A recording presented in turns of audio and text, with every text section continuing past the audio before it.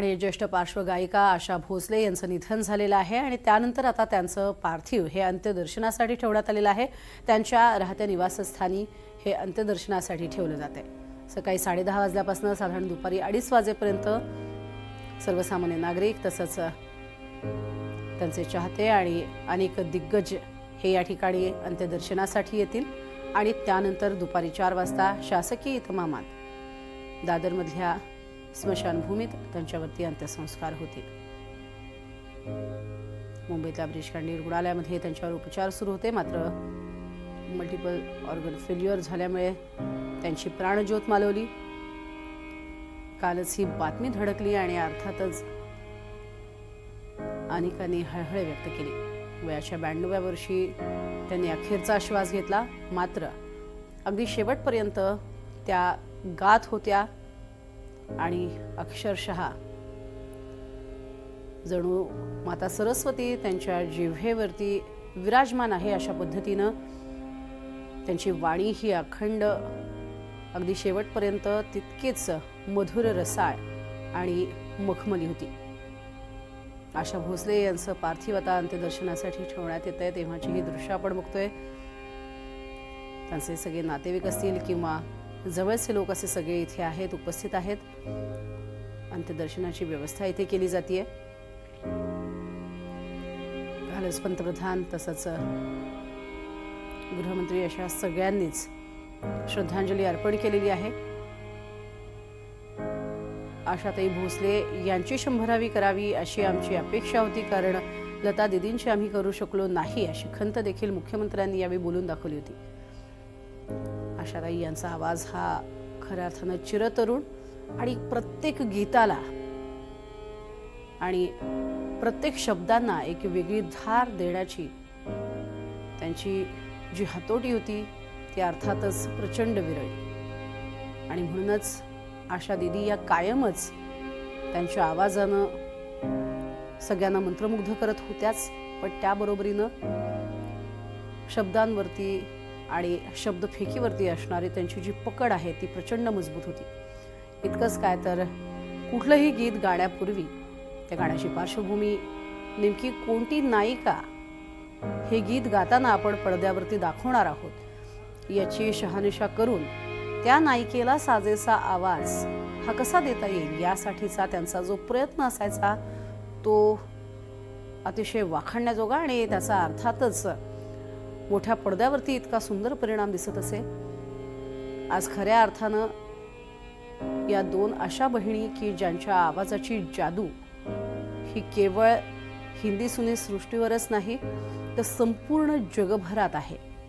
20 भाषांपेक्षा जास्त भाषांमध्ये त्यांनी गायन केलेलं आहे। परदेशांमध्ये त्यांचे वेगवेगळे कॉन्सर्ट सुद्धा होत असत। वयाची 60, 70, 80 उलटल्यानंतरही त्यांचे कार्यक्रम जे आहेत ते तितक्याच ताकदीनं करत होत्या। त्यांची गायकी थांबलेली नव्हती आणि आवाजातली धारही तितकीच कायम होती। त्यांचं पार्थिव अंत्यदर्शनासाठी ठेवण्यात आले आणि या ठिकाणी त्यांचे सगळे सोयरे हे उपस्थित आहेत। अनेक दिग्गज या ठिकाणी अंत्यदर्शनासाठी दाखल होतील। परळ इथल्या त्यांच्या निवासस्थानी सध्या त्यांचं अंत्यदर्शन घेण्यासाठी म्हणून काही दिग्गज येतील, तसंच सर्वसामान्य नागरिक सुद्धा जे चाहते आहेत असे आशा दीदींच्या दर्शनासाठी येणाऱ्यांची संख्या मोठी आहे आणि म्हणूनच 10:30 ते 2:30 या वेळेमध्ये अंत्यदर्शनाची ही व्यवस्था करण्यात आलेली आहे।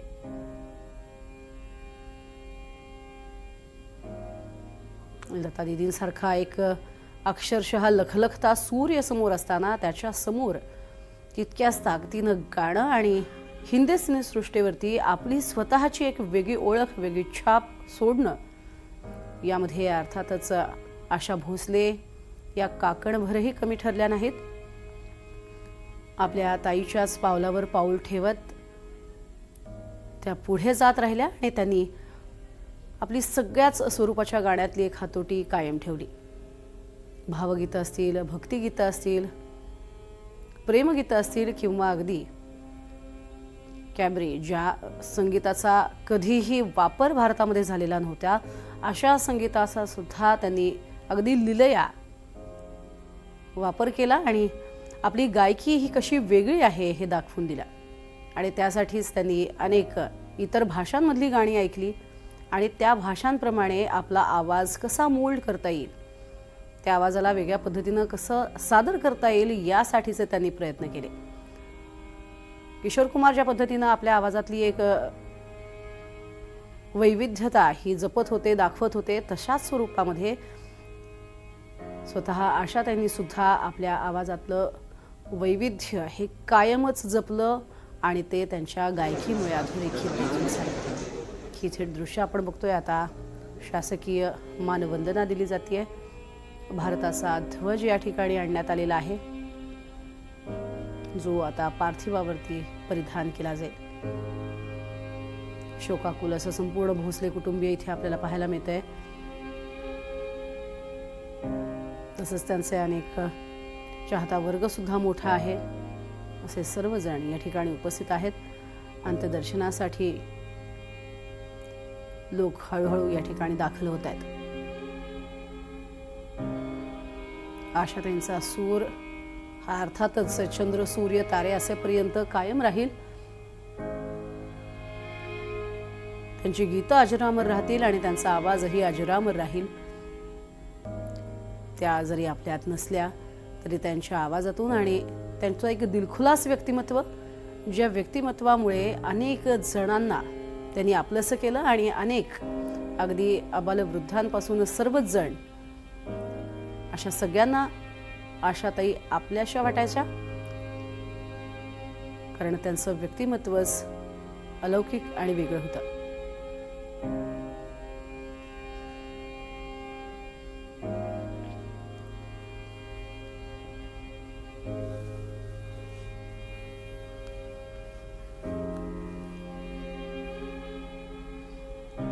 आज दुपारी 4 वाजता त्यांच्यावरती शासकीय इतमामात अंत्यसंस्कार होणार आहेत. त्यापूर्वी शासकीय मानवंदना दिली जाते आणि त्यासाठी सध्या देशाचा ध्वज, तिरंगा त्यांना त्यांच्या पार्थिवावर परिधान करण्यात आला.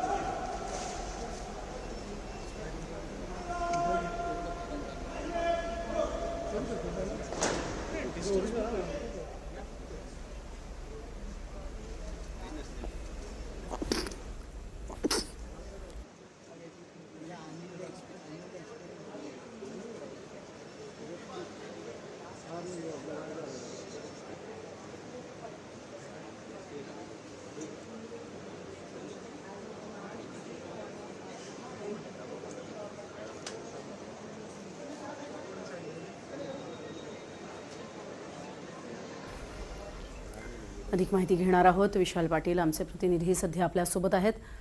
विशाल, मोठ्या संख्येनं आपण बघतोय की त्यांचे अर्थातच संपूर्ण शोकाकुल कुटुंबीय इथे उपस्थित आहे आणि त्याचबरोबरीनं अंत्यदर्शनासाठी इतरही अनेक दिग्गज किंवा इतर सर्वसामान्य नागरिक सुद्धा येत असतील. काय अधिक माहिती?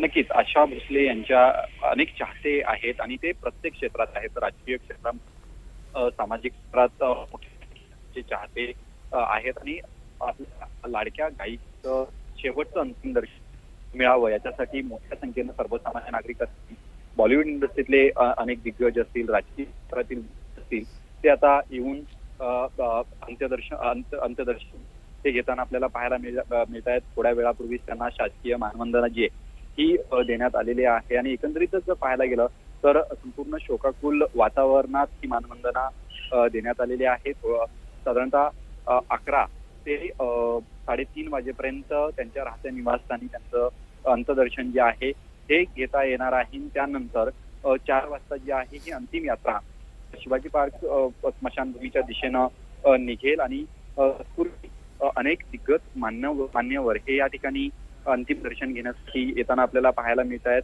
खरं तर आशा भोसले यांचा संपर्क हा फक्त संगीत क्षेत्राशी नाही तर प्रत्येक क्षेत्राशी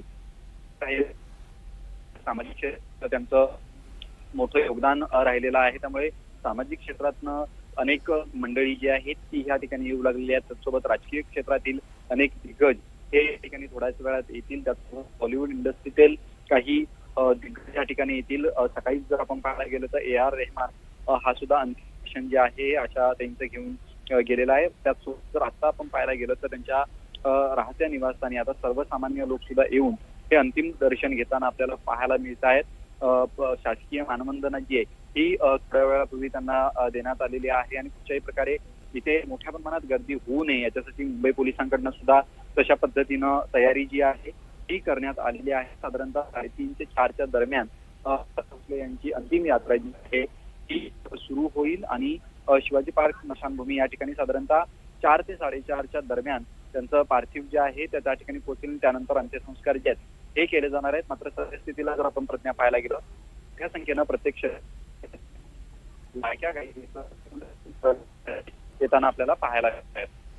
नक्कीच. आणि सध्या आपण बघतोय अतिशय शोकाकुल असं वातावरण इथे आहे आणि त्यांचे कुटुंबीय या ठिकाणी आहेत. त्यांना भेटण्यासाठी सुद्धा अनेक त्यांचे चाहते असतील किंवा त्यांचे इतरचे स्नेही जे आहेत ते सुद्धा जमलेले आहेत. कुटुंबीय जे आहेत ते अतिशय शोकाकुल वातावरणामध्ये सध्या आहेत कालपासूनच. मात्र अनेक दिग्गजसुद्धा या ठिकाणी येत आहेत, पोहोचत आहेत. त्यांच्या कुटुंबियांबद्दल थोडं सांगाल, कारण इतर कुटुंबीय जे आहेत किंवा मंगेशकर कुटुंबातील सर्व जे आहेत ते उषा मंगेशकर असेल किंवा स्वतः हृदयनाथ असेल यांचीसुद्धा आता त्यांचं वय जास्त आहे. त्यामुळे ते नेमके कधी उपस्थित राहणार आहेत याबद्दलही माहिती द्या. नक्कीच. आता जर आपण पाहायला गेलं तर त्यांच्या कुटुंबियातील सगळ्यात आधी लोक अंतिम दर्शन घेताना आपल्याला पाहायला मिळतात. आपण जर आता दृश्यांमध्ये पाहायला गेलं तर आशाताईंचा मुलगा अनंत भोसले हा ठिकाणी उपस्थित आहे. त्यांची नात जनाई भोसले ही सुद्धा या ठिकाणी उपस्थित असलेली आपल्याला पाहायला मिळते. आणि सुरुवातीला कुटुंबातील अनेक नातेवाईक जे आहेत हे या ठिकाणी आता अंतिम दर्शन घेताना आपल्याला पाहायला मिळत आहेत. एकंदरीत जर तर मोठ्या संख्येनं बॉलिवूड लोक जे आहेत ती साधारणतः 12 नंतर या ठिकाणी येऊ शकतील. आणि त्याच अनुषंगाने जर आपण पाहायला गेलं तर सुरुवातीला अंतिम दर्शन जे आहे हे त्यांचे जवळचे नातेवाईक या ठिकाणी घेताना सद्यस्थितीला आपल्याला पाहायला मिळत आहे. त्यामुळे थोड्याच वेळात सामान्य लोकांना या ठिकाणी येऊन आपल्या लाडक्या गायिकेचं अंतिम दर्शन जे आहे ते घेता येणार आहे. तशा पद्धतीची माहिती ही मंगेशकर कुटुंबियांकडनं सुद्धा देण्यात आलेली आहे. आणि सद्यस्थितीला जर आपण पाहायला गेलं तर या ठिकाणी आता काही मिनिटं ही त्यांच्या कुटुंबियांसाठी जी आहेत ती ठेवण्यात आली आहेत. एकंदरीत जर पाहायला गेलं मंगेशकर कुटुंबातील अनेक सदस्य जे आहेत ते आपल्याला या ठिकाणी अंतिम दर्शन घेताना आपल्याला पाहायला मिळत आहेत. थोड्याच वेळात सर्वसामान्य नागरिकांना सुद्धा या ठिकाणी अंतिम दर्शनासाठी सोडलं जाणार आहे. आणि त्यानंतर साधारणतः 4:30च्या या ठिकाणी त्यांची अंतिम यात्रा जी आहे ही शिवाजी पार्कच्या दिशेनं निघेल. त्यामुळे आता राज्याचे मुख्यमंत्री उपमुख्यमंत्री सुद्धा येण्याची शक्यता जी आहे ही अधिक आहे. तशा पद्धतीच्या हालचाली या ठिकाणी सुरू आहेत. प्रज्ञा. नक्कीच. मात्र आपण बघतोय की सध्या त्यांचे चाहते आहेत हे सुद्धा या ठिकाणी पोहोचलेले आहेत, जे अतिशय शोकाकुल वातावरणामध्ये त्यांचं अंत्यदर्शन घेत आहेत. या अंत्यदर्शनासाठी हळूहळू सर्वसामान्य नागरिकसुद्धा या ठिकाणी मोठ्या प्रमाणात जमत असतील आणि तशा पद्धतीची व्यवस्थासुद्धा या ठिकाणी करण्यात आली असेल. याबद्दल विशाल काही अधिक माहिती? नक्कीच. ज्यावेळेला एकंदरीत आपण सकाळपासून पाहायला गेलं तर अनेक लोक जे सर्वसामान्य जे आहेत जे आशाताईंवरती प्रेम करतात त्यांची चाहते आहेत अशी अनेक लोक ही त्यांच्या निवासस्थानाच्या बाहेर जमली होती. पोलिसांना त्यांच्याकडनं सदस्यांना गायिकेला शेवटचा निरोप त्यांना पाहता यावं यासाठी एक विनंती जी आहे केली गेली होती जी आहे ही केली जाते. कारण का कालच अनंत भोसले यांनी सांगितलं होतं की 11:30 ते 3:30 वाजेपर्यंत अंतिम दर्शनासाठी त्यांचं पार्थिव हे त्यांच्या निवासस्थानी ठेवलं जाईल. त्या ठिकाणी येऊन कोणीही त्यांचं अंतिम दर्शन घेऊ शकतात. शिवाजी पार्कमध्ये सुद्धा तशाच पद्धतीनं तयारी जी आहे ती करण्यात आलेली आहे. कारण का 7 दशकं या गायिकेनं संगीत क्षेत्रावरती स्वतःची एक हुकूमत जी आहे ही गाजवलेली आहे. स्वतःचा एक वेगळं अस्तित्व संगीत क्षेत्रात त्यांनी निर्माण केलं आणि फक्त महाराष्ट्र नाही किंवा देश नाही, जगभरात त्यांचे विविध चाहते, मोठ्या संख्येनं चाहते आहेत. त्यामुळे ज्या वेळेला ही आशा भोसले यांना रुग्णालयात दाखल करण्यात आलं होतं, त्यावेळेला अनेक चाहत्यांची अशीच इच्छा होती की त्या लवकरात लवकर बऱ्या होऊन या घरी परताव्यात. मात्र कालच त्यांचं दुःखद निधन जे आहे ते झालेलं आहे. तर आता पाहायला गेलं तर अनेक त्यांचे चाहते हे त्यांच्या निवासस्थानाच्या दिशेनं येऊ लागलेले आहेत. त्यांना, त्या चाहत्यांना सुद्धा कुठेही भ्रमनिराश त्यांचा होऊ नये यासाठी त्यांना सुद्धा एक विशिष्ट वेळेत अंतिम दर्शनासाठी जे आहे हे सोडलं जाणार आहे. तशा पद्धतीनं मुंबई पोलिसांकडनं सूचना सुद्धा देण्यात आलेल्या आहेत. प्रज्ञा, खरं आहे. आणि सध्या आपण बघतोय शासकीय इतमामात त्यांच्यावरती अंत्यसंस्कार होणार आहेत. त्यापूर्वी शासनाच्या वतीनं तिरंगा हात त्यांच्या पार्थिवावर परिधान करण्यात आलेला आहे आणि त्यांचं अंत्यदर्शन घेण्यासाठी अनेक अगदी वृद्धसुद्धा, त्यांचे स्नेही जे असतील ते सुद्धा इथे दाखल झालेले आहेत. रहमान यांनी सुद्धा थोड्या वेळापूर्वी येत इथे दर्शन घेतलेलं होतं. मात्र सध्या आपण बघतोय विशाल की शासकीय इतमामात हे अंत्यसंस्कार होणार आहेत. त्यामुळे शासनाच्या वतीनं कशा पद्धतीनं आता पुढे म्हणजे 2:30 नंतर कशा पद्धतीनं अंत्यसंस्कार काढले जाणार आहेत, त्याची कशा पद्धतीनं तो रस्ता असणार आहे, त्याची काय वहिवाट असणार आहे, याबद्दल काही माहिती दिली गेली आहे का? प्रज्ञा, आपण आता जर पाहायला गेलो तर त्यांना शासकीय मानवंदना जी आहे देण्यात आली आहे. त्यांच्या पार्थिवावरती तिरंगा जो आहे हा देण्यात आलेला आहे. आणि एकत्रित जर पाहायला गेलं तर संपूर्ण त्यांची अंत्ययात्रा जी आहे ही पोलिसांच्या देखरेखीखालीच असणार आहे. शासकीय इतमाम त्यांचे संस्कार जे आहेत हे केले जाणार आहेत. एकंदरीत जर मार्ग जर आपण पाहायला गेला तर लोअर परेड पासून वरळी नाका आणि वरळी नाक्यावरनं थेट शिवाजी पार्क अशा पद्धतीचा रूट जो आहे हा त्यांच्या अंतिम यात्रेचा तयार करण्यात आलेला आहे. आणि तशाच पद्धतीनं त्यांची अंतिम यात्रा जी आहे ही निघेल. त्यामुळे अनेक लोकांना रस्त्यावरून सुद्धा त्यांचं अंतिम दर्शन जे आहे हे घेता येणार आहे. आता त्यांच्या निवासस्थानी जे लॉबीमध्ये त्यांचं पार्थिव ठेवण्यात आलेलं आहे त्या ठिकाणी जी अनेक गाणी गायलेली आहे ती गाणी सुद्धा आता या ठिकाणी लावण्यात आलेली आहे.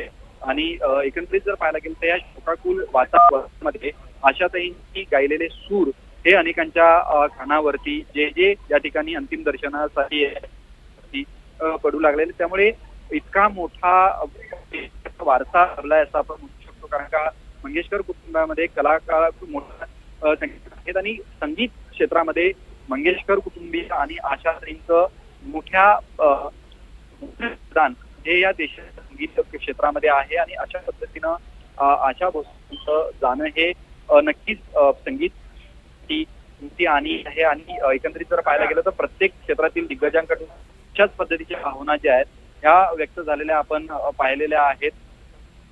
आपल्या या गायिकेचं अंतिम दर्शनासाठी म्हणून अनेक जण या ठिकाणी येऊ लागलेले आहेत. साधारणतः 4 ते 5च्या दरम्यान त्यावरती अंत्यसंस्कार जे आहेत ते केले जाणार आहेत. प्रज्ञा, अगदी सगळ्यात महत्त्वाचं म्हणजे अनेक कलाकार सध्या दाखल होत आहेत ज्यांनी त्यांच्यासोबत अर्थातच वेगवेगळ्या गीतांसाठी गायन केलेलं होतं, वादन केलेलं होतं. त्यांच्याबरोबर कोरससाठी सुद्धा जे त्यांच्यासोबत असत असे अनेक दिग्गज या ठिकाणी उपस्थित होत आहेत, जे अर्थातच पडद्यामागचे कलाकार म्हणून ओळखले जात.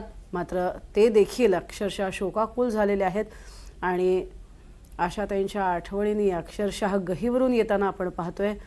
कारण आशाताईंसोबतच्या त्यांच्या आठवणी या अतिशय हृदय आहेत आणि त्यांनी कधीच कोणाला दुखावलेलं नव्हतं आणि कायमच प्रत्येकाला प्रोत्साहित करण्याचं काम त्या करत असत. आणि सध्या ही दृश्य आपण बघतोय ज्याच्यातून शोकाकुल झालेले हे सगळे इतर कलाकार जे आहेत ते त्यांच्यासोबत वादन करत असत. असे सगळे कलाकार हे देखील इथे भावुक होताना आपल्याला पाहायला मिळतात.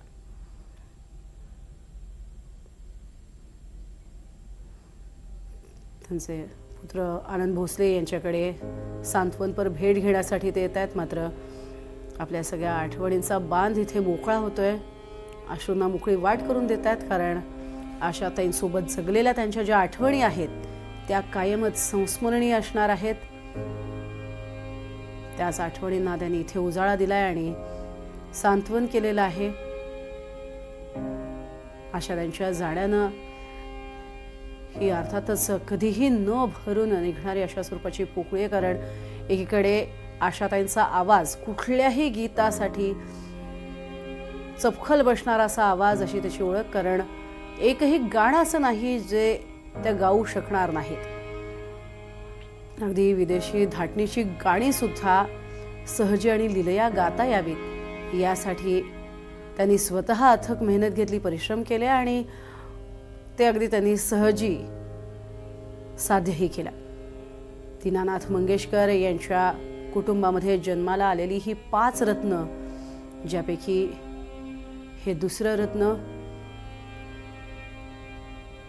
लता मंगेशकर यांच्या निधनानं अर्थातच शोककळा पसरली होती. मात्र आता आशा मंगेशकर यांच्या अशा जाण्यानं अनेकांना दुःखाचा डोंगर कोसळलेला आहे. केवळ मंगेशकर कुटुंबीयच नव्हे तर संपूर्ण भोसले कुटुंबीय देखील शोकसागरात बुडालेले आहेत.